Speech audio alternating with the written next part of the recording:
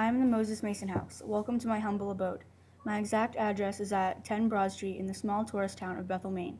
I was constructed in 1813, and in 1966, the Bethel Historical Society was formed to preserve the history of our area. They used me to share galleries of historic artifacts. My grounds and I were renovated in 1972 and 73. I have 9 rooms in the main section of my structure, and they appear much like they did during the occupancy of Dr. Moses Mason and his wife, Agnes Straw Mason. They began living here 3 years after I was built until he died in 1866 and her 3 years later.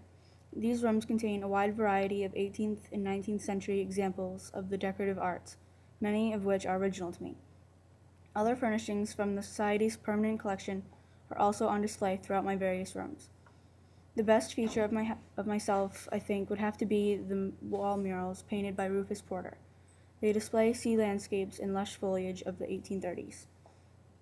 Christmas is one of my favorite holidays. It is when the Historical Society dresses me up. I get decorated like it's the 19th century. People can come and celebrate Christmas with the Masons. I am also one of the few house museums in New England available year-round. I was the site of the first post office in Bethel. To tell you the truth, I am the oldest surviving house in Bethel Hill. The Bethel Historical Society takes great pride in helping me stay in shape so I can share my knowledge with many generations to come. In those days, they didn't have wallpaper, and they wanted to cover their walls with something, so they had people bring in folk art. And folk art means an untrained artist. And later, people got tired of this terrible folk art, and they painted or papered it over, which ruined it, you see.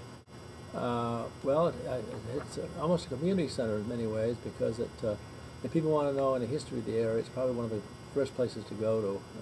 And it also has meetings and lectures and all kinds of educational activities there too. So it's a real community center for many people interested in history and in the past. The Moses Mason House is significant and important to Bethel because it has so much history there.